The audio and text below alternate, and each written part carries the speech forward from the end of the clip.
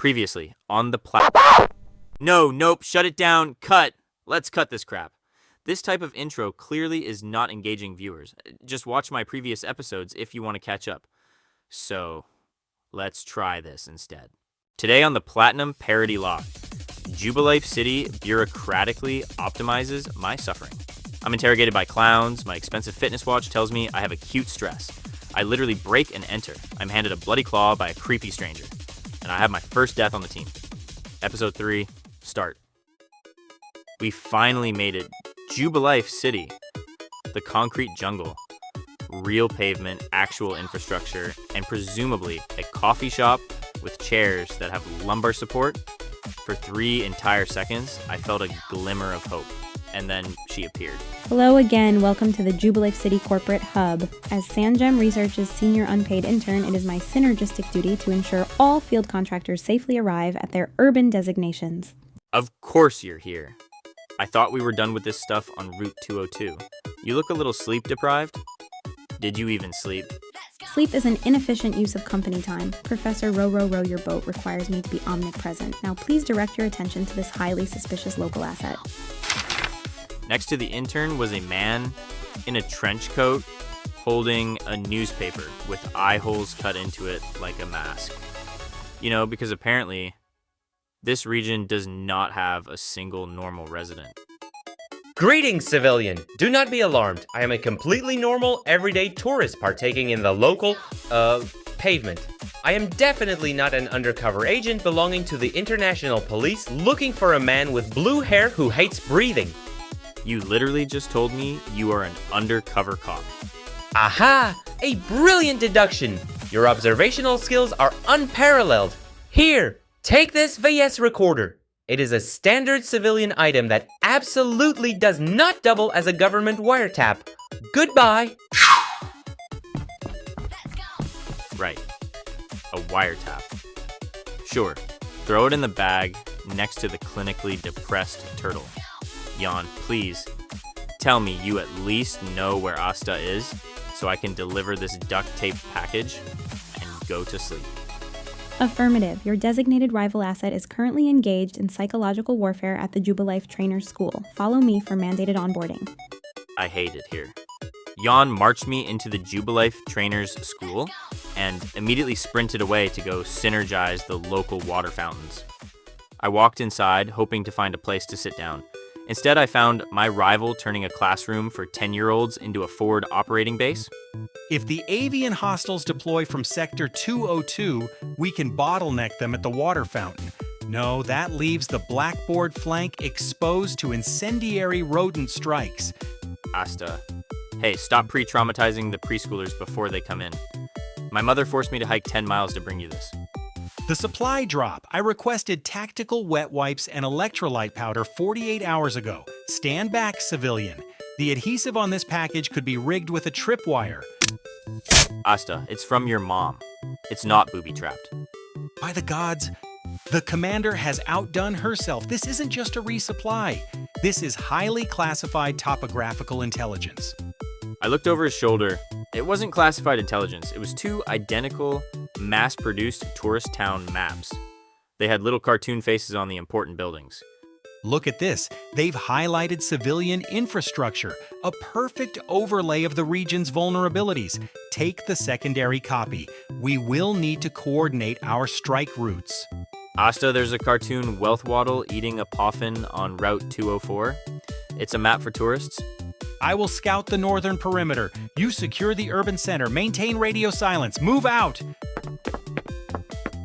He didn't even say thank you. I risked permanent knee damage to hand deliver him a pamphlet. I need to find a hotel, or at least a bench that isn't currently occupied by an undercover cop. I needed a hotel. My lower back was technically in a state of failure. I assumed a metropolitan hub would have standardized commercial services like an inn, but apparently in Jubilife City, you cannot simply exchange currency for a place to sit down. Every standard service has been replaced by a guerrilla marketing campaign. I turned a corner looking for an exit sign, and instead found this guy, standing on a pile of trash yelling at a confused 10-year-old through a headset.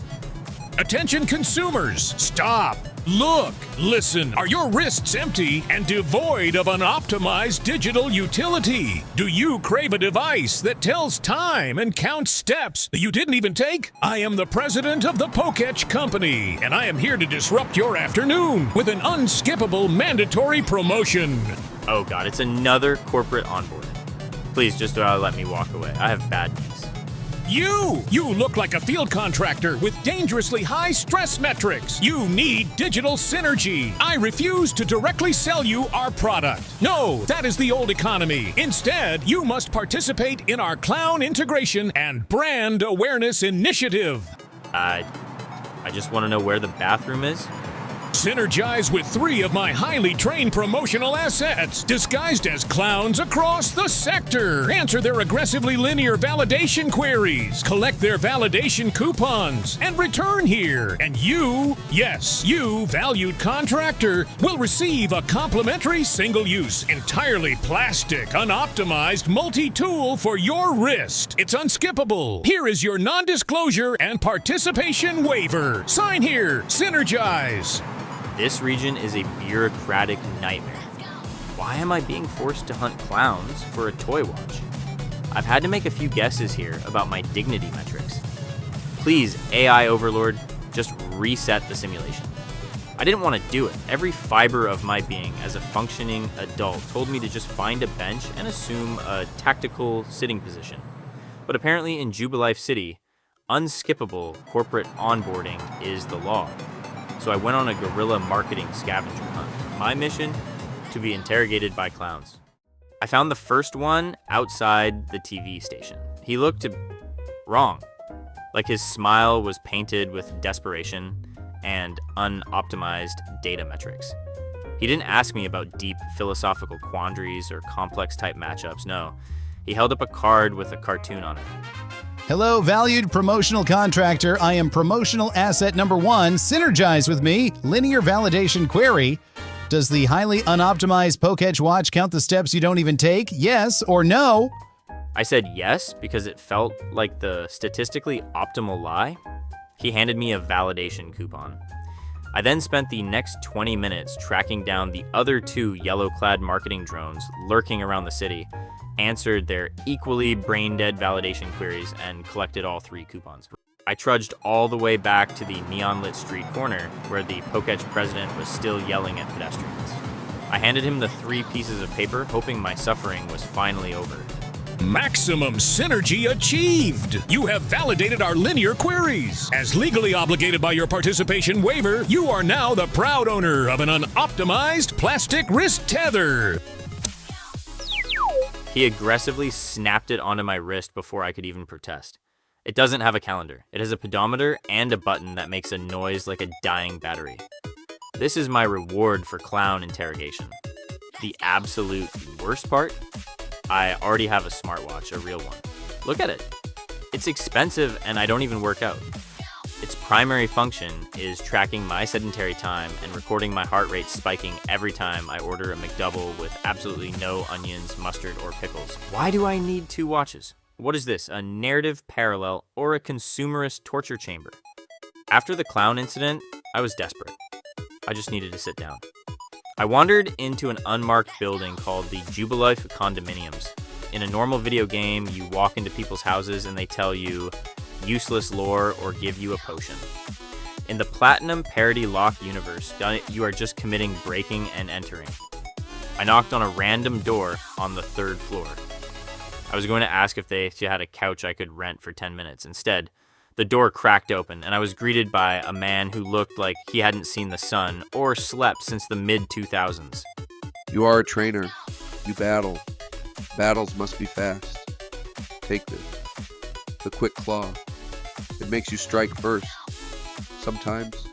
He reached into the darkness of his apartment and handed me a standard, generic plastic sandwich bag. I took it expecting some kind of enchanted stone or a piece of armor. It wasn't a stone.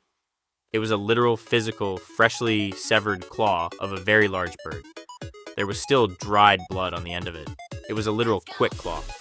Let your monster hold it. The blood makes them fast. I I am holding a biohazard, an actual unregistered biological weapon in a Ziploc bag. I looked at Lyra. She looked at the severed bird claw. I'm pretty sure she developed complex PTSD on the spot. I didn't even put it in my bag. I just held it by the corner with 2 fingers and immediately walked back out onto the street. The concrete jungle was terrible, but the indoor spaces were actively committing felonies. It was time to leave Jubilife City. I left Jubilife City as fast as my failing knees would carry me. I just wanted to reach the next route, find a patch of grass, and maybe sit down for 5 minutes. But of course, the universe wasn't done with me. Hostile asset detected. You thought you could flank me on Route 203 without triggering my perimeter alarms. Prepare for a tactical engagement. Asta, I literally just handed you a cartoon map of a fake tourist town. Please go away. Combat engaged.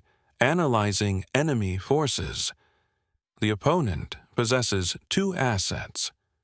To maintain statistical narrative. Parity. You are restricted to 2 assets. Locking deployment menu. Wait, what? You're taking away half my team? Who am I left with? You will deploy to do the beaver and Atlas the turtle. May the odds be ever in your unoptimized favor. Perfect. The 2 slowest, saddest members of my roster. Asta sent out a bomb bloom, a standard avian threat. I sent out to do. Thus began the most pathetic war of attrition in recorded history. Turn 1. I ordered to do to use defense curl to brace for impact. He rolled into a muddy ball. The bomb bloom used growl, lowering to do's attack. Turn 2. Defense curl, growl. Turn 3. I ordered a tackle. To do gently bumped into the bird. The bird screamed at him again. This exact sequence continued for 11 straight turns. Tackle, growl, defense curl, quick attack. It wasn't a battle. It was 2 mildly inconvenienced animals having a noise complaint dispute in a parking lot. My smartwatch was actively vibrating, begging me to elevate my heart rate. Finally, on turn 11, to do landed a tackle that actually did something, and the bomb bloom fainted. We won the first skirmish. But the real threat was just deploying. With the bird out of the way, Asta deployed his heavy artillery, a walking fire hazard. A manic monkey emitting a constant fart made of fire from its ass, ready to violate every known fire safety regulation in the region. And I was staring it down with a tired beaver. Turn 12. The monkey used a leer, glaring at To-Do and dropping his defense. I ordered To-Do to use growl, dropping the monkey's attack.